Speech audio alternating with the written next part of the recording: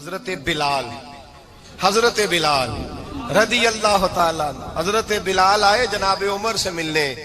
کیسے وہ کسرا بھی آئے تو عمر خاطر میں نہ لائے, پر بلال حبشی دروازے پہ داخل ہوئے تو فاروق اعظم نے کرسی چھوڑ دی, ہاتھ باندھ کے کونے میں کھڑے ہو گئے. کالا رنگ ہے, نام بھی لکھنا نہیں جانتے, زمانے میں تعارف کوئی نہیں. حضرت عمر نے ہاتھ باندھا ہے. لوگ کہنے لگے عمر تو کیسے ہو, کسرا سے نہیں ڈرتا, یہ کون آ رہا ہے جس کے لیے تیرا اتنا استقبال ہے؟ حضرت عمر کہنے لگے چپ کر جاؤ, اس کی بات نہ کرنا, اسے آنے دو, اسے آنے دو, اس کی بات نہ چھیڑنا. حضرت سیدنا بلال آئے, کہنے لگے امیر المومنین کیا کر رہے ہو؟ فرمایا نہیں چپ کر یار. بازو پکڑا, اپنی کرسی پہ بٹھایا. حضرت بلال کہنے لگے حضور میں غلام ہوں, مجھے تو طریقے بھی نہیں آتے ان کرسیوں پہ بیٹھنے کے, میں تو غریب ماں کا بیٹا, غلام باپ کی اولاد, سلیقہ, یہ آپ کیا کر رہے ہیں؟ تو حضرت عمر کہنے لگے بلال تھا تو غلام ہی, پر جب سے مصطفیٰ کا غلام بنا ہے تو ہمارا امام بن گیا ہے, اب تو امام ہے رسول اللہ کی امت کا. فرمایا وہ مجھے دن یاد ہے جب مکہ فتح ہوا تھا, بت ٹوٹ گئے تھے, بڑے بڑے سردار تھے, اور میرے نبی نے فرمایا بلال سے کہو کعبے کی چھت پہ چڑھ کے اذان دے. تو لوگوں نے کہا حضور یہ سارے جل گئے ہیں, کسی اور کی ڈیوٹی لگا دے. حضور نے فرمایا چپ کرو, بدر میں مار کھا کے اذان پڑے تو بلال, احد میں پتھر برسے اذان پڑے تو بلال, تپتے صحراؤں میں پڑے تو بلال, ہر جگہ مار کھائے تو بلال. اور آج اگر اللہ نے عزت دی ہے تو میں لوگوں کو دیکھ کے بلال کو عزت نہ دوں؟ میں بتانا چاہتا ہوں کہ رسول اللہ کی غلامی میں عزت ہے. فرمایا کوئی اوپر نہیں چڑھے گا, ابو بکر بھی نیچے, عمر بھی نیچے, عثمان و علی, طلحہ اور زبیر بھی نیچے. آج یہ حبشی غلام کعبے کی چھت پہ چڑھے گا اور میں دنیا کو بتاؤں گا کہ اصل عزت اسی کے پاس ہوتی ہے جو رسول اللہ کا غلام ہوا کرتا ہے. بھائی یاد رکھیں عزت حضور کی غلامی میں ہے, نہ یہ دیکھو میری برادری کیا کہتی ہے. حضرت سلمان فارسی گورنر تھے, کھانا کھا رہے تھے, دسترخوان بچھا تھا. رسول پاک صلی اللہ علیہ وسلم کا فرمان ہے روٹی کا لقمہ دسترخوان پہ گرے اٹھا کے کھا لو, اللہ تمہاری بخشش فرما دے گا. دسترخوان صاف ہوتا ہے. روٹی, بڑے گورنر تھے آپ, بڑے بڑے سفیر بیٹھے تھے, وزیر بیٹھے تھے, روٹی کا لقمہ گر گیا. آج تو لوگ فیشن میں عزت ڈھونڈتے ہیں نا, وقار ڈھونڈتے ہیں کہ میں جدید دنیا کے ساتھ مل جاؤں, میں معاذ اللہ لڑکی لڑکے اکٹھے بٹھا کے منگنی کروں تو میں ماڈرن شمار ہو جاؤں گا, میں بڑے بڑے ڈھول بجاؤں تو ماڈرن بنوں گا, میں اگر مہندی پہ سارے تماشے کر ڈالوں تو میں ماڈرن ہوں. دیکھو عزت کس بات میں. حضرت سلمان فارسی روٹی کھا رہے تھے, سفیر وزیر نہ جانے بڑے بڑے لوگ بیٹھے تھے, کھانا کھاتے کھاتے لقمہ گرا دسترخوان پہ. حضرت سلمان فارسی نے سمیٹا, منہ میں رکھا, پھر انگلی مار کے دسترخوان صاف کیا. ایک صحابی کان میں کہنے لگے سلمان کیا کر رہے ہو, کیا کر, آپ گورنر ہے, سوچئے تو صحیح, یہ لوگ کیا کہیں گے دنیا دار کے مسلمانوں کو روٹی نہیں ملتی, اٹھا اٹھا کے کھا رہے. کان میں بات کی, کان میں. حضرت سلمان فارسی کان میں جواب دے سکتے تھے, کہہ سکتے تھے نہیں ایسے ہی کرنا ہے, انہوں نے کان میں بات کی. لیکن جناب سلمان فارسی اعلیٰ اعلان بولے, کہنے لگے ان 4 5 6 دنیا داروں کے لیے میں اپنے نبی کا طریقہ چھوڑ دوں, اپنے رسول کی سنت چھوڑ دوں؟ یہ 4 5 دنیا دار دنیا کی طرف دیکھ کے میں مصطفیٰ سے منہ موڑ لوں؟ پھر جوش جذبات میں سر سے پگڑی اتار دی, رونے لگے. آپ فرمانے لگے میں مدینے کے بازاروں میں کھجوریں اتارتا تھا, نوکریاں کرتا تھا, یہ جو میرے سر پر عزت کے بال ہیں یہ محمد عربی کے اگائے ہوئے ہیں, رسول اللہ کے اگائے ہوئے ہیں. امیر المومنین حضرت جناب سیدنا عمر فاروق رضی اللہ تعالیٰ عنہ رات گھر میں تھے تو رونے لگے, بڑی دیر تک روتے رہے. والدہ اٹھی تو صاحبزادے سے کہنے لگی پتہ کرو تمہارے باپ کو کیا مسئلہ ہے. شہزادے آئے, کہنے لگے امیر المومنین والد گرامی کیا ہوا؟ تو حضرت عمر فاروق کہنے لگے بیٹا اپنی اماں کو بلاؤ. والدہ آ گئی, کیا بات ہے, کچھ طبیعت خراب ہے تو حکیم کا بندوبست کیا جائے. تو حضرت عمر کہنے لگے کچھ بھی نہیں, آج مسجد سے نکلا ہوں تو نبی پاک کے صحابہ میری تعریفیں کر رہے تھے. یہ حضرت فاروق اعظم کے وصال کے قریب کے دن ہے. تعریف تو حضرت یہ رونے کی بات ہے کہ خوش ہونے کی؟ آپ فرمانے لگے نہیں, سوچتا ہوں बाहर तो मैं अच्छा रहा हूं, पता नहीं घर में ही कोई ज्यादती ना हो गई हो, पता नहीं तुम्हारे साथ भी मेरे मामला ठीक थे कि नहीं। सहाबा तो तारीफ करते हैं, रो रहा हूं तुम्हारी वजह से ना उलझ जाऊं, बीवी ही ना कहे मेरा हक ही अदा नहीं किया। ये लफ्ज कहते कहते पहाड़ है ये शख्स, कैसर किसरा कांपते हैं। हजरत उमर रो पड़े, बीबी से कहने लगे मुझे अल्लाह की रजा के लिए माफ नहीं कर देती, मेरे ऊपर बोझ था उम्मत का, मैं सारी रात मदीने की गलियों में फिरता था, दिन सारा मस्जिद में गुजरता था, मैं तुझे वक्त नहीं दे पाया, माफ नहीं कर देती। तो ज़ौजा कहने लगी नहीं उमर, मैंने भी जिंदगी में अपना कोई सुख चैन नहीं देखा, कोई चाव पूरा नहीं किया, मैं कैसे माफ कर दूं, मैं नहीं माफ करती। हजरत उमर जमीन पे बैठ गए, रोने लगे, कहने लगे चल माफ कर दे। कहने लगी एक वादा करो, कयामत के दिन रब करीम की बारगाह में मेरी सिफारिश करोगे, अल्लाह की बारगाह में अर्ज करोगे कि अल्लाह अच्छी थी, मुझे कपड़े धो के देती थी, रोटी पका के देती थी, मेरी इज्जत की मुहाफिज थी। जनाब उमर कहने लगे तेरे साथ वादा है, रब अपने फजल से उमर को जन्नत देगा तो उमर तुझे जन्नत में साथ लेकर के जाएगा। बुखारी शरीफ में हदीस है, काजी एजाज मालिकी रहमतुल्लाह अलैह ने बड़ी तफसील से लिखी है, रावी हजरत अनस बिन मालिक हैं। एक बंदा बड़ी दूर से आया नबी पाक सल्लल्लाहु अलैहि वसल्लम की जियारत के लिए, बड़ी दूर से। अरब के जो सरदार होते थे उनके बड़े नाज नखरे होते थे, वो खैर आज भी हैं, प्रोटोकॉल का माहौल आज भी, यानी वजीर साहब के आगे दो चार गाड़ियां ना हो तो उनको मजा ही नहीं आता, पुलिस वाले आगे पीछे भागे तो हालांकि उनको नहीं पता कि जो पुलिस वाले आगे पीछे भाग रहे हैं ना, ये हुकूमत बदली तो गिरफ्तार करने भी इन्होंने ही आना है, लेकिन वो बड़ा मजा आता है जब लोग गाड़ी के पीछे भागते हैं। क्या बात है जनाब, बड़ी बात। और हमारी तबीयतों में पता नहीं कौन सी, तो नबी पाक सल्लल्लाहु अलैहि वसल्लम की खिदमत में वो शख्स बड़ी दूर से आया। तो अरब के बादशाहों का मिजाज था, प्रोटोकॉल बड़ा चाहते थे, उनका तो ये तरीका था कि हुक्मरानी करनी है जैसे भी हो।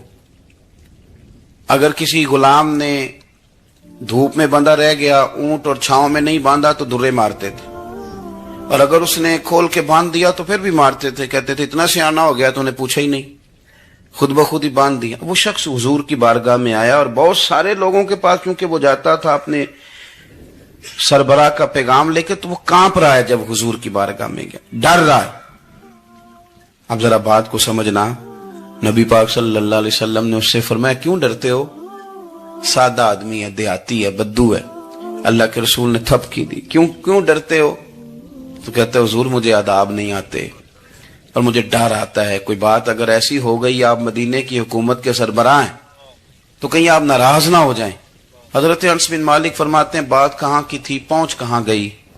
जब उसने ये कहा ना कि आप तो हुकूमत के सरबराह हैं, कहीं कोई गलती ना मुझसे हो जाए, तो नबी पाक की आंखों में आंसू आ गए, हुजूर रोने लगे और नबी पाक सल्लल्लाहु अलैहि वसल्लम फरमाने लगे ना भाई, तो किसी हुकूमत के सरबराह के पास नहीं आया ना, तू तो उस बेटे के पास आया है जिसकी माँ गोश्त के खुश्क टुकड़े खा के भी गुजारा कर लेगी। मैं तो एक गरीब माँ का बेटा हूं।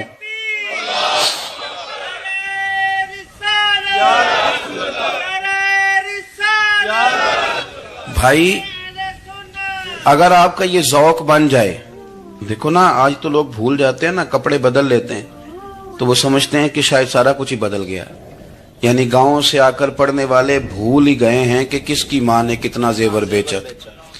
लोग भूल जाते हैं चीजों को, अपने माजी को याद रखें। यार सफाई करने वाला सफाई टाइम पे करता है ना, तुम चिराग तो सही जलाते हो ना, मुझे बताओ आने वालों, ये तो बताओ शहर मदीना कैसा है, और सर उनके कदमों में रखकर झुककर जीना कैसा है। दिल आंखें और रूह तुम्हारी लगती है सैराब मुझे, दर पे उनके बैठ कर आबे जमजम पीना कैसा है। कहने लगे उमर उस कोने का क्या हाल, और फिर कहने लगे वो फुला फुला बाग में हुजूर असर के बाद जाया करते थे, उसके फलों फूलों का क्या हाल है। तो हज़रत उमर कहते हैं बिलाल की बातें सुन के मैं रोया, तो मैंने कहा बिलाल तुझे इतना प्यार है तो छोड़ क्यों आया है। तो कहने लगे उमर मेरा वजूद शाम में रहता है पर दिल मेरा मदीने में ही रहता है, रूह मेरी मदीने में ही रहती है, बस सजना बाज मोहम्मद बख्शा की मरना ते की जीना, कहा वहां ही रहता हूं। एक दफा ना कूफे में रहते थे हजरत अली, मौला अली ने सारी जिंदगी किसी से सवाल नहीं किया, देने वाले थे ना, सवाल नहीं किया।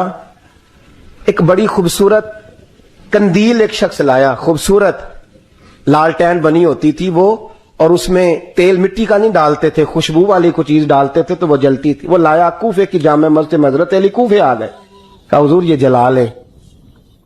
جب وہ لایا نا کندیل تو حضرت علی نے زندگی, امام حسن کہتے ہیں میں نے عجیب زندگی بھر سوال نہیں کیا. اس سے کہنے لگے میں نے کبھی کسی سے کچھ مانگا نہیں, اس طرح کی ایک اور مل جائے گی. تو اس شخص ایسے جیسے وہ عرش پہ نہیں بیٹھ گیا کہ علی نے مجھے کہہ دیا. کہنے لگا حضور مل جائے گی. فرمانے لگے لے آؤ. کہتے ہیں وہ لے کے آیا.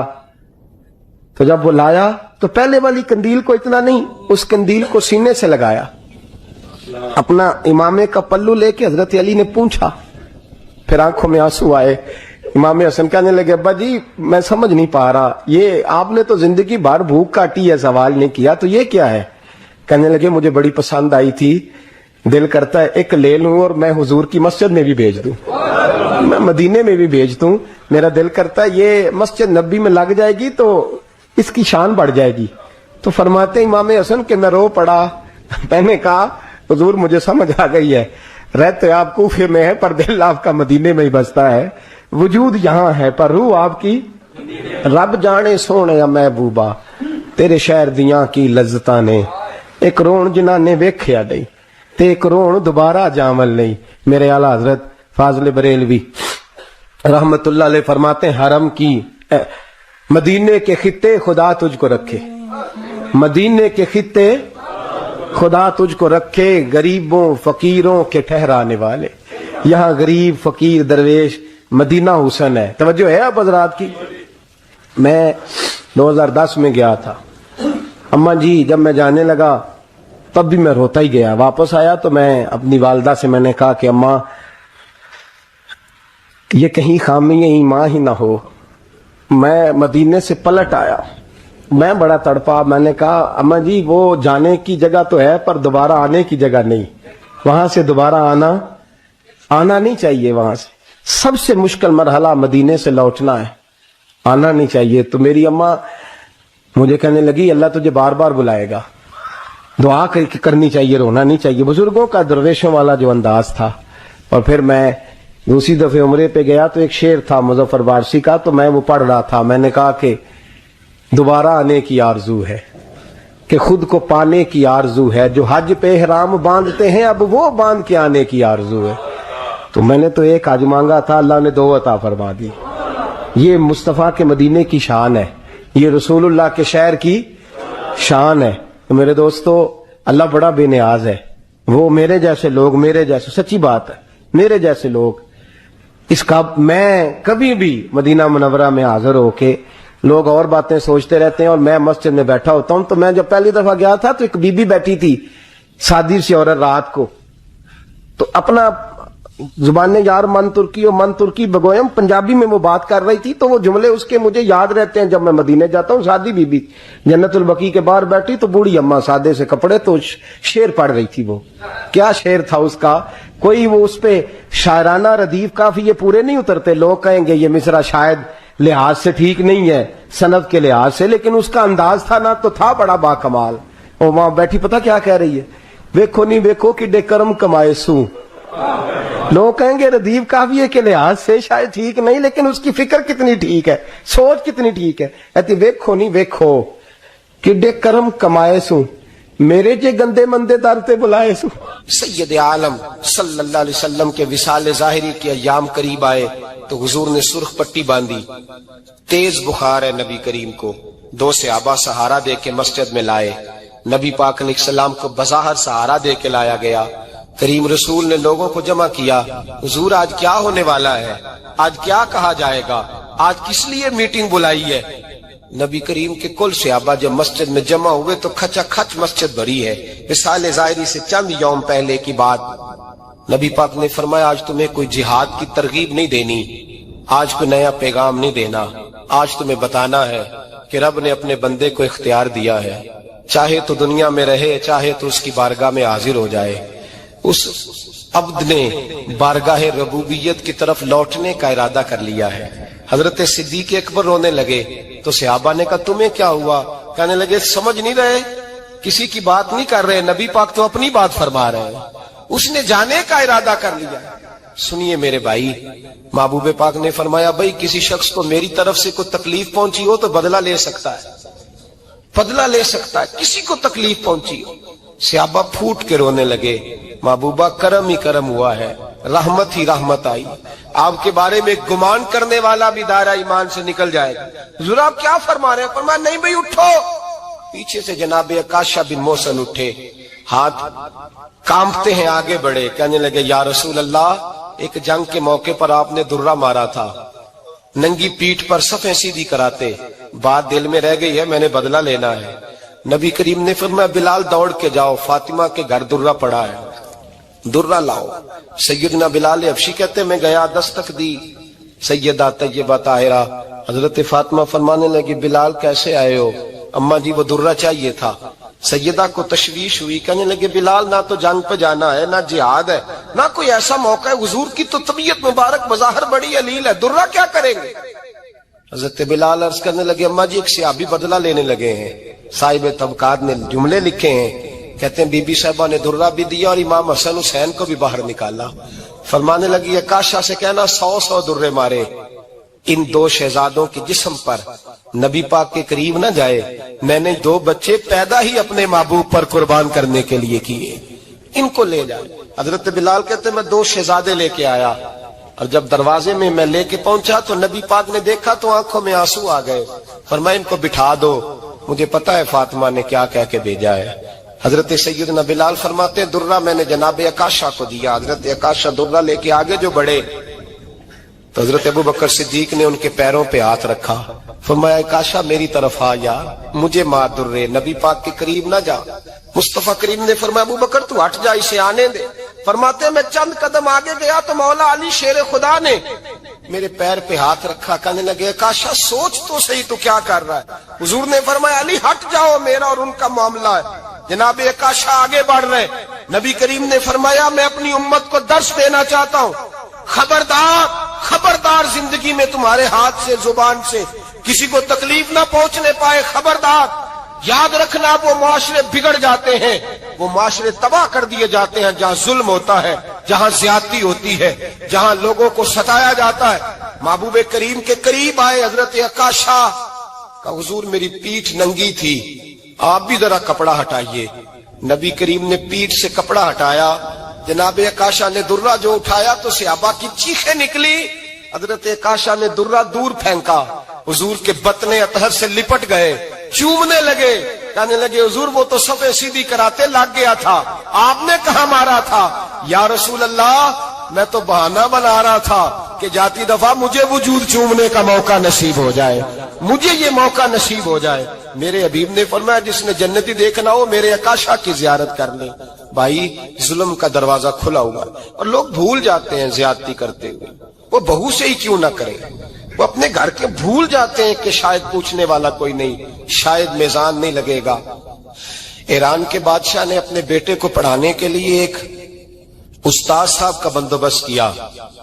استاد صاحب کو کہا کہ میرے بچے کو دین پڑھائیے, میں چاہتا ہوں کل اس نے عنان حکومت کو سنبھالنا ہے تو یہ دین سے آگاہ ہو جائے, اس کو کچھ سکھائیے پڑھائیے.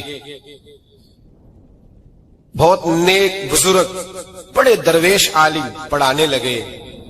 اسباق مکمل ہو گئے, دین کے اسباق قرآن مجید پڑھایا, احادیث طیبہ کا درس دیا, اصول فقہ سے روشناس کرایا. جب بچے نے مکمل تعلیم حاصل کر لی اور آمین ہو گئی, دستار ہو گئی, فارغ ہو گئے, تو پھر ایک دن استاد صاحب نے کہا بیٹے کل تم نے ضرور آنا ہے, کچھ بات کرنی ہے. شہزادہ گیا ملنے استاد صاحب سے. استاد صاحب نے کنڈی لگا لی, ہاتھ میں درہ پکڑ لیا, مار مار کے پورے وجود کو زخمی کر دیا. کوئی غلطی نہیں, کوئی بات نہیں, مارا. اب بچہ آیا آ کے بادشاہ سلامت سے کہا کہ ابا جی سمجھ نہیں آئی, بڑا مارا ہے استاد. تو سیانے تھے نا بادشاہ, یہاں تو قاری صاحب روز کٹہرے میں کھڑے ہوتے ہیں, مولوی صاحب آپ نے میرے بچے کو کیوں مارا ہے؟ آپ 8000 کے مولوی ہیں, میرا کئی کروڑ کا بچہ ہے, سویرے بدل لیں گے. خبردار آپ نے بچے کو ہاتھ لگایا, اپنی حیثیت میں رہے معاذ. جو قومیں استادوں کو کٹہروں میں کھڑا کرتی ہیں وہ ترقی نہیں کر پاتی. جو استادوں کو کٹہروں میں روز کھڑا کرتے, کہا ابا جی بڑا مارا ہے. تو والد بڑے سمجھدار تھے, کہنے لگے بیٹا استاد باپ ہوتا ہے, وہ زیادتی نہیں کرتا. کوئی بات ہوگی میں تیرے استاد کو کٹہرے میں نہیں بلاؤں گا. اماں سے بات کی, اماں کہنے لگی بیٹا میں تیرے باپ سے کیسے بات کروں, ڈر آتا. وقت گزر گیا, 22 سال بیت گئے, 22 سال گزر گئے. بادشاہ کا انتقال ہوا, شہزادہ تخت پہ بیٹھا. پہلا حکم یہ دیا کہ میرے استاد کو بلاؤ. پہلا حکم. استاد جی بوڑھے ہو گئے تھے, چھڑی کے اوپر ٹیک لگا کے آئے اور بھویں سفید ہو کے جھک گئی تھیں.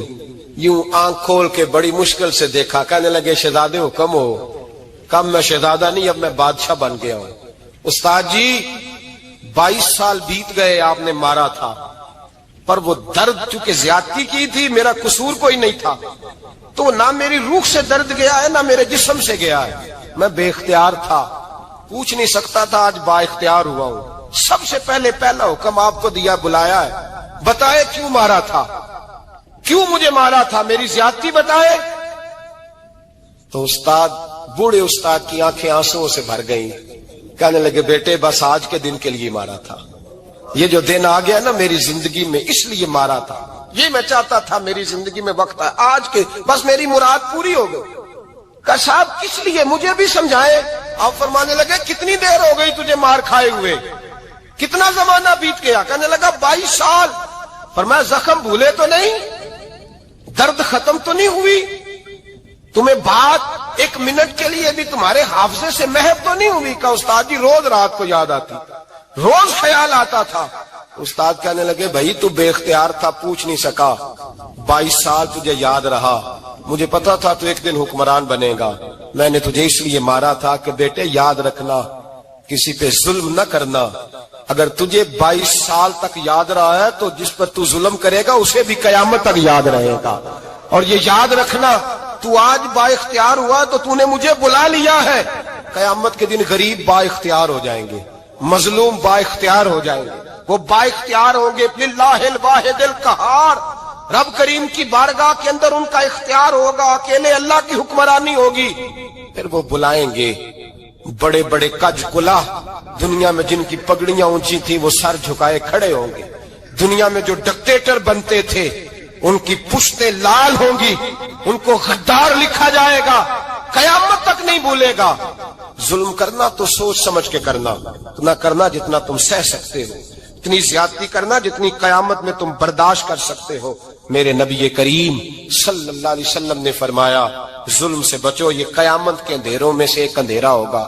زندگی میں زیادتی نہ کریں, اگر تھوڑی دیر کے لیے کوئی چیز برداشت کر جائیں گے تو وہ فائدہ دے جائے گی, کچھ دیر کے لیے اگر سہ جائیں گے تو نفع مل جائے گا.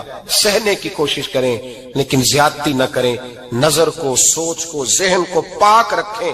اور میرے بھائی زندگی پوری ظلم سے بچیں, زیادتی سے بچیں. آپ لوگوں کے ساتھ پیار کریں, آپ لوگوں کو موقع دیں, آپ تھوڑی سی اور کوشش کریں اس شخص تک جانے کی جو آپ کو مایوس نظر آ رہا ہے, پریشان نظر آ رہا ہے. یہ ہمیں میلاد والے محبوب صلی اللہ علیہ وسلم نے درس دیا. ایک اور پہلو, حضور سید عالم صلی اللہ علیہ وسلم نے, ہمارے ہاں نا ابھی بھی برادری کی تقسیم ہے, ابھی بھی, اور کچھ میں نے ایسے کمزور لوگ بھی دیکھے, یہ اس طرح کی حرکتیں ہارے ہوئے لوگ کرتے ہیں. ہارے ہوئے لوگ جو اپنے آپ کو سمجھتے ہیں کہ میں کوئی بڑا آدمی ہوں. بڑا آدمی تو اپنے اخلاق سے ہوتا ہے, اپنے کردار سے ہوتا ہے, اپنی سخاوت سے ہوتا ہے, لوگوں سے پیار کرنے سے ہوتا ہے. باقی یہ کہ بیٹھ کے کہانی سنانا کہ میں بڑا کچھ کرتا ہوں, تو جو کچھ کرتا ہوتا ہے اسے سنانے کی کوئی ضرورت ہے. ایک اور بہت سارے لوگ آپ تعزیت کرنے جائیں نا والد کے انتقال کے بعد, تو ان بیچاروں کو بتانا پڑتا ہے کہ ابا جی میرے بغیر دوائی نہیں کھاتے تھے. تو میں کہتا ہوں اگر تیرے بغیر نہیں کھاتے تھے پھر بتانے کی ضرورت نہیں, پھر تو سارے گاؤں کو پتا ہوگا کہ تیرے بغیر نہیں کھاتے تھے.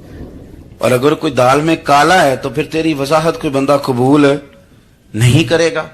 تو آپ کو بتانا کیوں پڑ رہا ہے, اور آپ بار بار اس بات کا ذکر کیوں کر رہے ہیں کہ ہم بہت بڑے قبیلے کے ہیں؟ صاحب اگر آپ بڑے قبیلے کے ہیں تو پتا ہوگا سارے علاقے کو آپ کتنا لوگوں کا خیال کرتے ہیں, آپ کس قدر محبت کرتے ہیں, آپ کا انداز کریمانہ کس طرح. پھر آپ کو بتانے کی کوئی ضرورت نہیں ہوتی, پھر خود بخود خبر ہوتی. حضرت سیدنا ابو ذر غفاری رضی اللہ تعالیٰ عنہ, قبیلہ بنو غفار ایک بڑی شاخ تھی قبیلوں میں سے. جو لوگ اس زمانے میں مالدار قبیلوں سے تعلق رکھتے تھے ان میں سے ایک بڑا نام تھا. ساری زندگی چودراہٹ کی، لیکن میلاد ایک انقلاب کا نام ہے. میں میلاد منانے والے دوستوں سے گزارش کرتا ہوں کہ آپ ہر سال میلاد منائیں اور ہر سال میلاد کے بعد آپ تھوڑے بدل بھی جائیں، یعنی تھوڑے سے بدل جائیں. کچھ لوگ کہیں یار یہ داڑھی میں نے 12 ربیع الاول والے دن رکھی تھی، یہ میری میلاد والی داڑھی ہے. اور داڑھی رکھیں بھی نبی پاک کی مرضی کی. کس کی مرضی کی؟ نہ ناراض ہو جائے میں ٹور چلا بس. کس مرضی کی جی؟ اپنی مرضی کے نہیں. داڑھی کا وزن کو نہیں ہوتا کہ پوری مٹھی رکھیں گے تو آپ کو کوئی دقت ہوگی، کوئی وزن نہیں. پوری رکھیں، جو حضور کا طریقہ مبارکہ ہے جو ہمیں ملتا ہے اس پر آپ توجہ فرمائیں. تو میں جو بات عرض کرنے جا رہا ہوں وہ میلاد انقلاب ہے. حضور سید عالم صلی اللہ علیہ وسلم کی بارگاہ میں آنے سے پہلے لوگ کچھ اور ہوتے تھے اور یہاں سے ہو کے جاتے تھے تو پھر ان میں تبدیلی آتی تھی. میں سارا دن کرامتیں سناؤں نا کسی کو اپنے پیر صاحب کی اور اپنے گھر میں بھی کہ میرے حضرت بڑے، میرے استاد بڑے، لیکن بیوی کے ساتھ اگر میں ترش لہجے میں بات کروں گا تو وہ کہے گی یہ سکھاندے نے تینوں پیر صاحب. دوست کہیں گے یہ سکھاتے ہیں آپ. آپ کی کہانیاں نہیں چلتی، آپ کا کردار چلتا ہے. حضرت ابو ذر غفاری رضی اللہ تعالیٰ عنہ فرماتے ہیں چونکہ میں چودھری تھا، سیدنا بلال حبشی رضی اللہ تعالیٰ عنہ کے پاس میں بیٹھا تھا. کسی بات میں بات آگے بڑھی اور بڑھتے بڑھتے بات شکنجی تک چلی گئی. رائے کے اختلاف نے باتوں میں تلخی پیدا کر دی اور جب تھوڑے لفظ اور تیز ہوئے تو میں نے انہیں کہہ دیا چپ کر، تو ابشن کا بیٹا ہے. کس کے بیٹے تھے حضرت بلال؟ کہتے ہیں جب انہوں نے مجھے کہا میرا دل بڑا ٹوٹا، لیکن میں نے ارادہ کیا کہ میں نے حضور کی بارگاہ میں نہیں عرض کرنی. اب ہر بات کی ہم حضور کی بارگاہ میں شکایت کریں. لیکن میں جا کے مسجد میں بیٹھا اور جب سرکار آئے نا، ارادہ نہیں تھا کہ عرض کروں گا، لیکن حضور کا چہرہ دیکھا تو دکھ میرا خود ہی تازہ ہو گیا. رونے کا بھی تو تب ہی مزہ آتا ہے نا کوئی اپنا ملے تو. فرماتے ہیں کہ میرے آنسو نہ بغیر اختیار کے چھلک پڑے اور میں کھل کے روئے، کھل کے. قربان جاؤں محبوب کے بھی حضور نے پاس نہیں بلایا بلکہ نبی پاک اٹھ کے خود میرے پاس آئے اور مجھے کندھوں سے پکڑ کے سینے سے لگایا. اور جب میں کھل کے رو لیا تو حضور میرے آنسو پوچھنے لگے. کچھ شعر ایسے ہوتے ہیں جو کسی نے کہے ہوتے ہیں اور کہنے والا جو ہوتا ہے وہ صاحب حال ہوتا ہے تو اس میں کچھ خوبصورتی زیادہ ہی ہو جاتی ہے. ایک پنجابی کے شاعر ہمارے گجرات میں گزرے، بزرگ تھے، ان کا ایک شعر ہے. وہ کہتے ہیں ایک واری میری آنکھیاں چوں اونا نے اتھرو پونجے سن. ایک واری میری آنکھیاں چوں اونا نے اتھرو پونجے سن، ہن تے چسکا پہ گیا رونے دا. ایک واری میری آنکھیاں چوں اونا نے اتھرو پونجے سن، ہن تے چسکا پہ گیا رونے دا تے ہر ویلے آہو زاری دا. تو میں روز رونے لگا ہوں. مزہ ہی بڑا آیا ہے جب سے محبوب نے چپ کرانا شروع کیا میرے عزیز. اور پھر حضرت بلال حبشی رضی اللہ تعالیٰ عنہ چونکہ حضور کے غلام تھے اور انہیں پتا تھا کہ سرکار میری ناز برداری کرتے ہیں، حضور نے چپ کرایا. فرمایا کیوں روتے ہو؟ تو عرض کرنے لگے یا رسول اللہ صلی اللہ علیہ وسلم اگر میں ابشن کا بیٹا ہوں تو میری تو غلطی کوئی نہیں نا، یہ تو تقسیم اللہ کی ہے نا.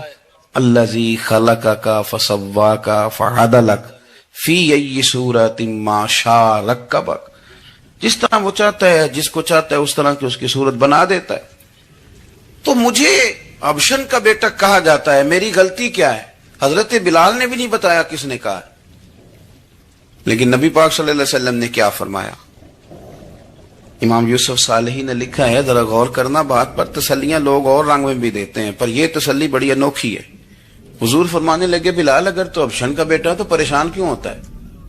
کالے رنگ والی ماں کا بیٹا ہے تو پریشان کیوں ہوتا ہے اگر تیری والدہ کا رنگ کالا ہے تو؟ عرض کی حضور آپ کیا فرمانا چاہتے ہیں؟ تو سرکار فرمانے لگے میں 2 ماؤں کا بیٹا ہوں، ایک جناب آمنہ جنہوں نے مجھے پیدا کیا اور ایک حضرت ام ایمن جنہوں نے میری پرورش کی، مجھے بڑا کیا.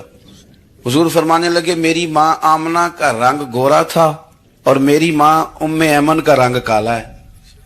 تو فرمایا اگر تجھے کسی نے کالے رنگ والی ماں کا بیٹا کہا تو اسے کہہ دینا مدینے والی محبوب کے بھی تو ایک والدہ کا رنگ کالا ہے، تو کہہ دینا.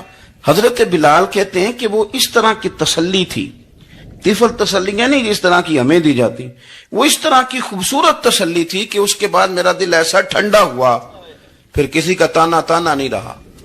پھر کسی کی تکلیف نہیں رہی. رسول پاک صلی اللہ تعالی علیہ وسلم نے یہ جو آج تقسیم ہے ہمارے ہاں اونچ نیچ کی, چھوٹے بڑے کی, ذات برادری کی, حضور فرماتے ہیں میں نے پاؤں کے نیچے رکھ کے کچل دی. اب اس کا کوئی سٹیٹس نہیں رہا, اب یہ کوئی معاملہ نہیں.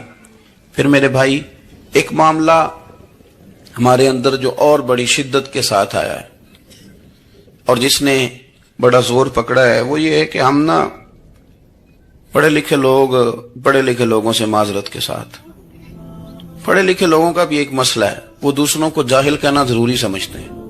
الا ماشاء اللہ میں اکثر کہتا ہوں کہ یہ تو آسان کام ہے نا, آپ نے کہہ دیا جاہل نہیں جی سارے پنڈ والے, یہ تو بڑا آسان کام ہے, تو جان چھڑانے والی بات ہے.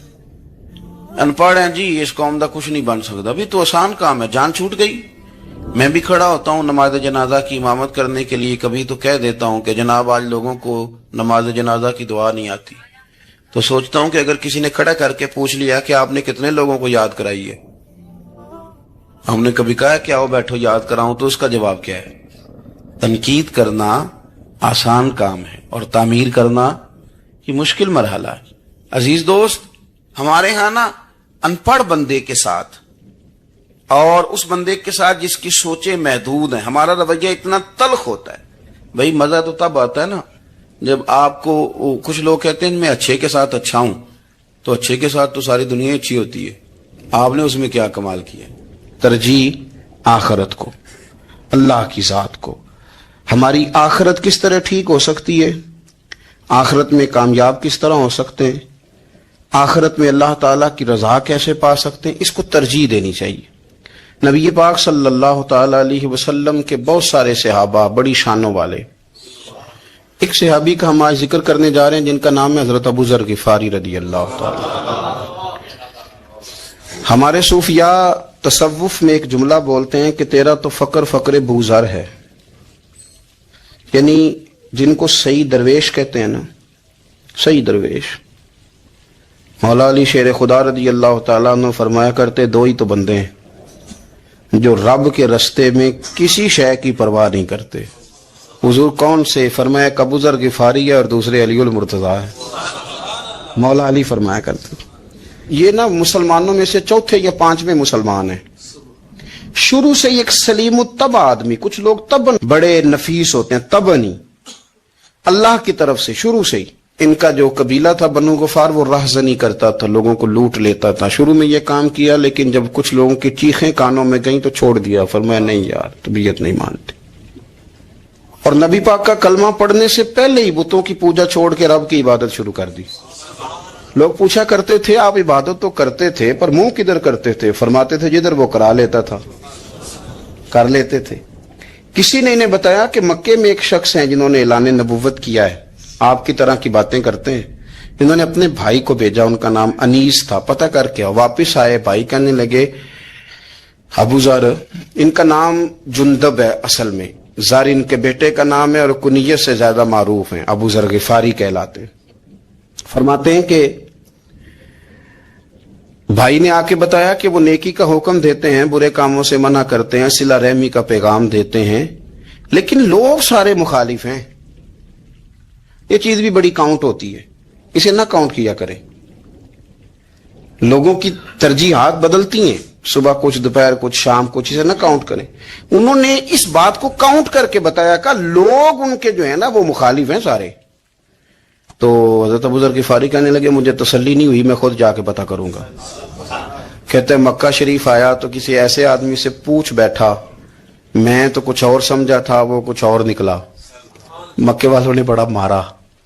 مکے پہنچ کے پہلی جو چیز ملی وہ مار کھانے کی تھی. اب میں ڈرتے کسی سے پوچھتا ہی نہ, بھوک بھی بڑی تھی, رہنے کو جگہ نہیں تھی, حرم شریف میں لیٹا رہتا تھا. میرے نصیب دیکھو مجھے ایک شخص نے نا آ کے ہلایا, کہنے لگے اگر مناسب سمجھیں تو میں آپ کو دیکھ رہا ہوں کافی دیر سے, آپ کوئی پردیسی ہیں, آپ کا اپنا مہمان نہ بنا لوں. تو میں نے کہا آپ کا کیا نام ہے؟ کہنے لگے میرا نام ہے علی ابن ابی طالب. کہتے ہیں مولا کائنات گھر لے گئے, کھانا بھی کھلایا, جگہ بھی دی, سونے کو خدمت بھی کی, لیکن چونکہ میں تو پہلے ایک سے پوچھ کے مار کھا بیٹھا تھا, میں نے پوچھا نہیں میں کدھر آیا ہوں. رات رہے, اگلی رات بھی رہے, لیکن میں نے بتایا نہیں میں کس کام آیا ہوں. حضرت ابو ذر غفاری رضی اللہ تعالیٰ عنہ کہتے ہیں خود ہی مولا علی نے پوچھا بتا سکتے ہو کیسے آئے ہو؟ میں نے کہا رات رکھ لو گے؟ فرمایا بڑا کشادہ سینہ دیا رب نے مجھے، تو بات تو کر، کہنے لگے یار میں تو محمد مصطفیٰ کی زیارت کرنے آیا صلی اللہ تعالی علیہ وسلم۔ یہ بے نیاز لوگوں میں سے ہیں حضرت سیدنا ابو ذر غفاری۔ میں حضور کی زیارت کے لیے، حضرت علی کہنے لگے سویرے لے چلوں گا۔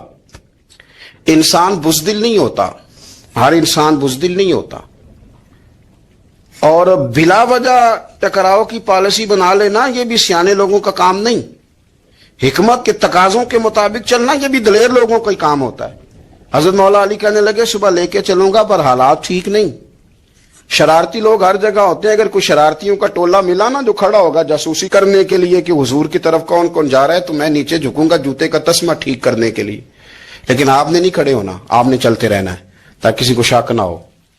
کہتے ہیں اس ترتیب سے حضرت علی مجھے لے کے گئے، میں حضور کی بارگاہ میں پہنچا۔ مولا علی کہتے ہیں بڑے بڑے لوگ سوال کرتے تھے، پر یہ شروع سے سلیم الطبع تھے، مجھے کہہ لینے دینا، جنہوں نے ماننا ہوتا ہے وہ لمبے سوال کرتے ہی نہیں۔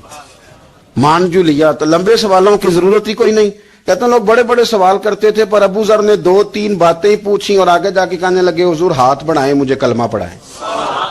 نبی پاک صلی اللہ علیہ وسلم نے کلمہ پڑھایا، فرمایا باہر جا کے نا ابھی ذکر کرنا کہ تم مسلمان ہو گیا، یہ ماریں گے۔ عرض کی حضور انہیں مارنے دے، میں آیا بھی مار کھا نہیں ہوں، انہیں مارنے دے نا۔